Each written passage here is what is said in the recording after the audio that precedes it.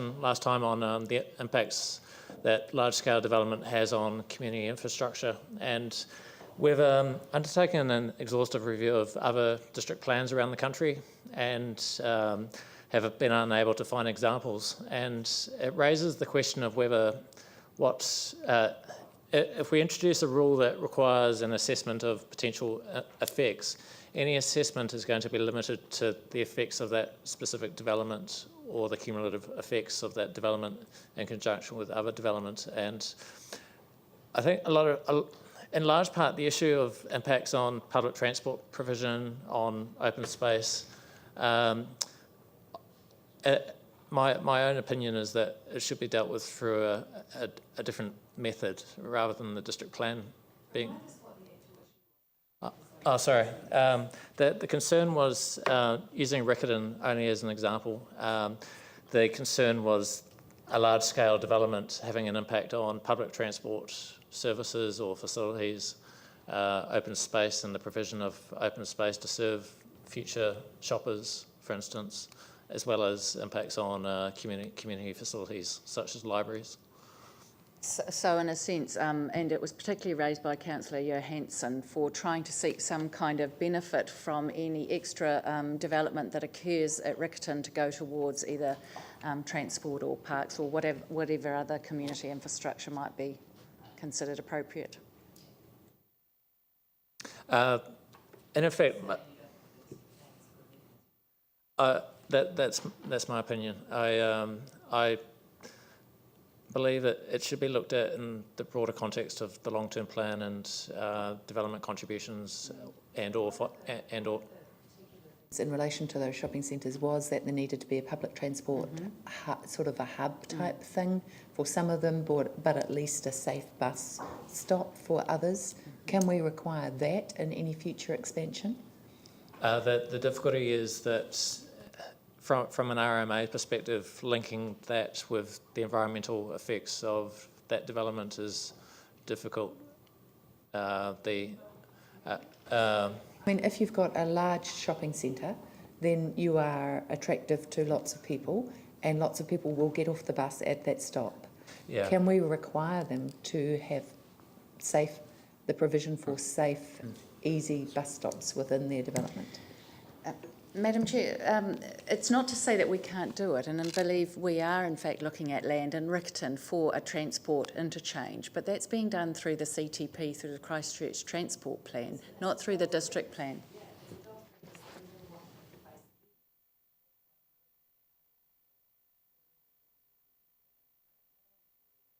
Yeah. Yeah. Yeah.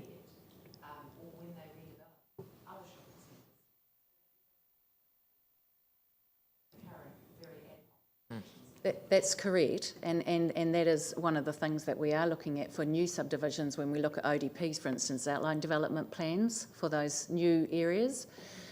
Riccarton was the centre at issue here, when if they want an expansion of the mall, whether we can achieve some kind of contribution towards that interchange. When they expand, there's going to be obviously development contributions they're going to have to.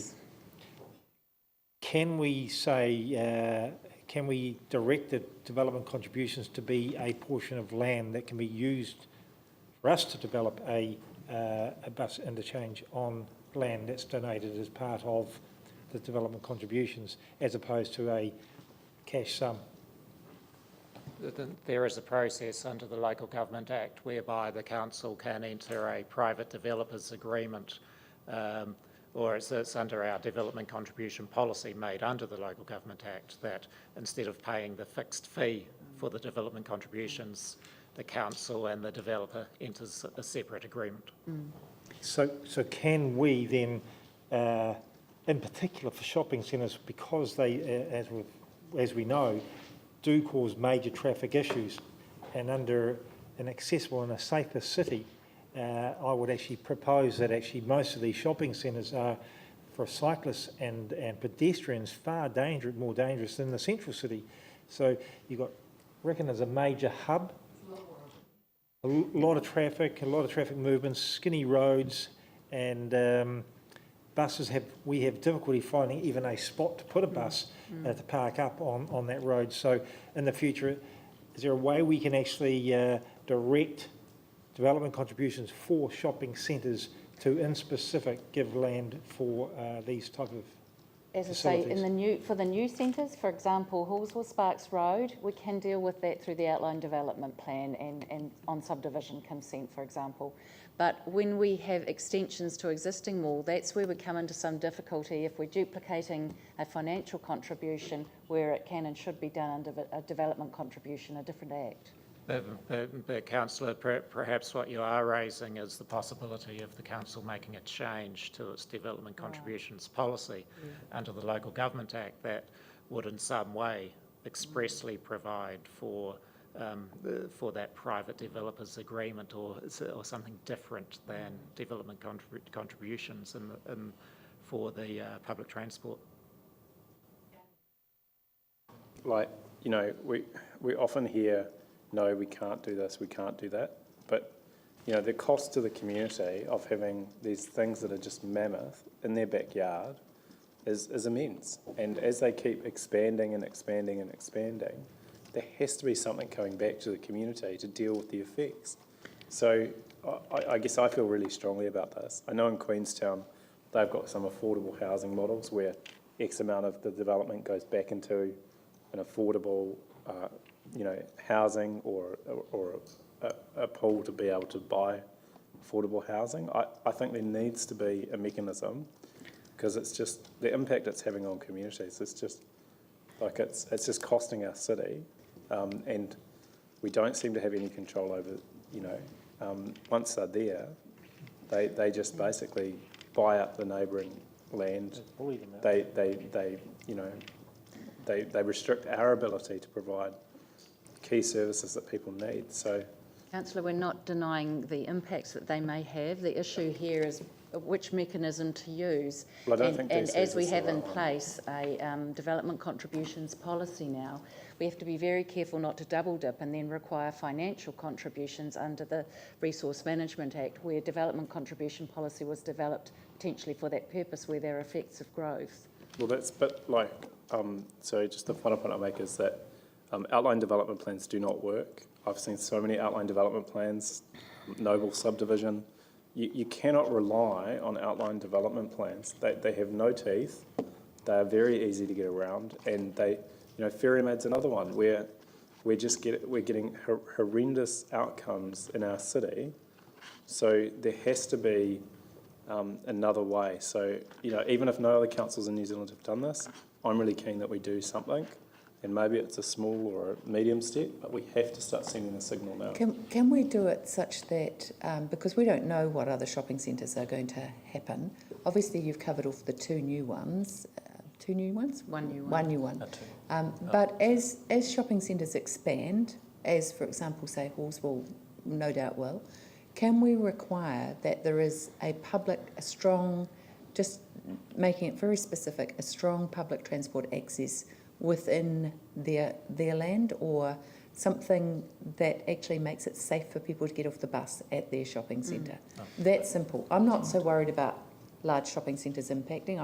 I don't have a problem with that, but I am acutely aware that we're providing the infrastructure for their benefit in these instances, and it would be much safer if we were able to put the bus somewhere safer than we currently can. Can we be that specific about it and just apply it? I appreciate that Riccarton's a horse that's bolted, but we don't know what else there's going to be. Could we possibly look at least that? Okay.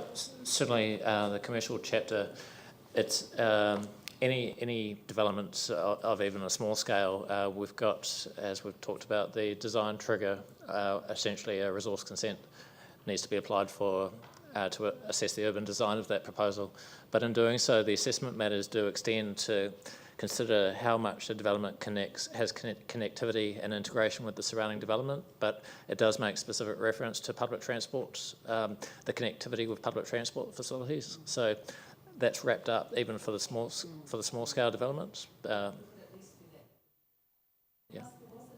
Came from your design workshop thing where you had the supermarket, and you had the Countdown supermarket, that was actually reasonably attractive.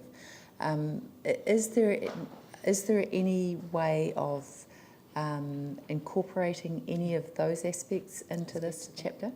Yeah, the example in question in Auckland, it's highlighted as a good example because of the glazing.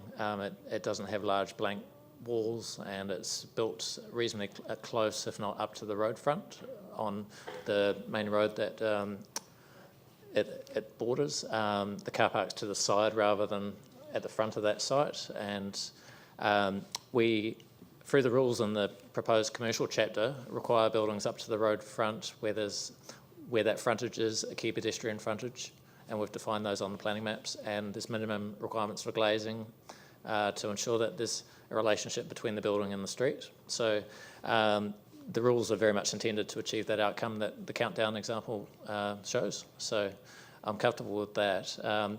We have introduced an exception to recognise that a supermarket on a site that has 2 or more road frontages, it's not appropriate to require build-up and glazing on all those road fronts because there's a need for some car parking and loading space. So it's about ensuring that there's at least build-up and glazing on what is considered the key frontage.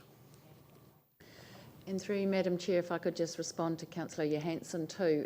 We are bringing to you what we call the Future Urban Development Areas chapter in stage 2, which hopefully you might find will give stronger teeth to outline development plans. It has various other rules in there that deals with some of the issues we've had in the past.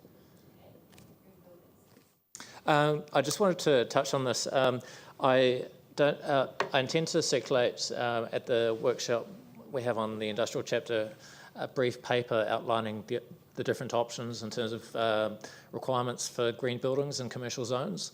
It has been explored, but I'd rather have some material to supplement that. So it was more just an update for you that there are options that I'd like to circulate based on the direction from the last workshop we had, that there was a view expressed that we should have some requirements or standards in the plan. And just briefly, the base tool, which was in the draft Central City Plan that was put forward to the Minister, included what was called a base tool, and that base tool is proposed as recommended as the tool that we incorporated into the commercial chapter. But as I said, I'd rather you had a brief paper outlining what that means. In the context of the industrial chapter, there's not a tool as such. However, there is a rating system in the same way that when you go to a Harvey Norman, there's a washing machine has a energy rating. There's a rating system that's just been introduced from Australia called Neighbours, and that rating tool would, in the same way as the energy rating on a washing machine, enable a potential tenant of an office building of an industrial or an office building to determine how green is this building before they decide to. But I think we were wanting to go a bit further than that. Like we were compelling residential people to go up to a Homestar 6 or whatever it was. So we were actually specifying that as a requirement. Sorry, I should have said the base tool, which I'll come back to you with more information on, will include standards for commercial buildings and commercial zones, but in it that they'd have to meet. But in industrial zones, there's not a requirement that's fit for purpose for industrial buildings. So.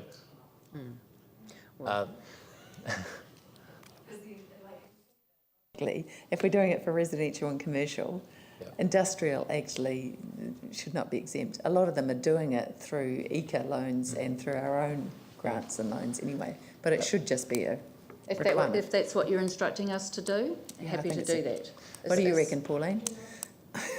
I do agree with you, Vicky, and because sometimes there's not a huge difference between an industrial activity and a commercial one, you know, because they're. That may require some further work, but we can come back to you with the principle that. That's right. Yeah. It will depend on timeframes and that kind of thing as they're decided.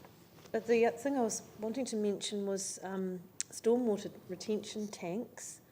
and the possibility of making them compulsory for industrial and commercial, because they may well be able to afford them more than the residential.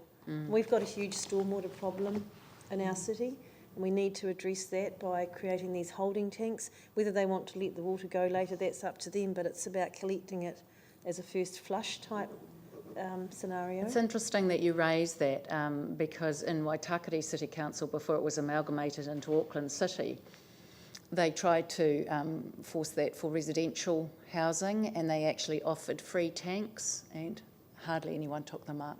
I think. Do you know when that was, though? That was maybe about 10 years ago, maybe less than that. I think that people's awareness has grown, and also Waitakere have got a different attitude to water. But we've got a different problem because we've got too much of it falling too fast and we can't Well, deal that's with only it. this year. As we saw before, there have been No, plenty but of other dry I think we all years. give the feeling that this may be a pattern that's here to stay, and whether it is or not, it's actually better to be prepared for that and it not happen than not prepared than it does. So We can look at something like that if you'd like us to. However, I would continue to raise the comments that we received from CJOG about making things harder for businesses rather than easier. But, I mean, we can look at some options for that. The options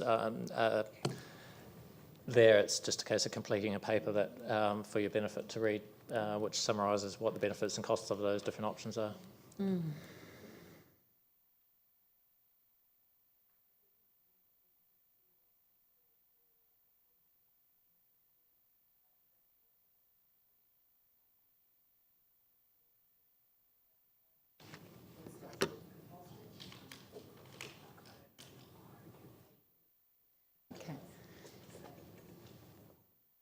Okay.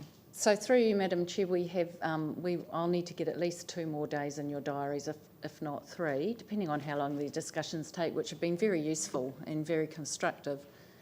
And then, of course, it will depend on the timeframes that are determined through discussions between the Minister and the Mayor regarding notification or not.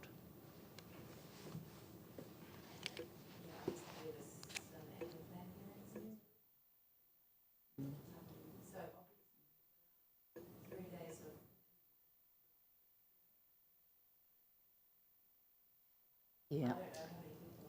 I'll just have to work with Claire Sullivan and Rosie and the team. Thank you. Thank you.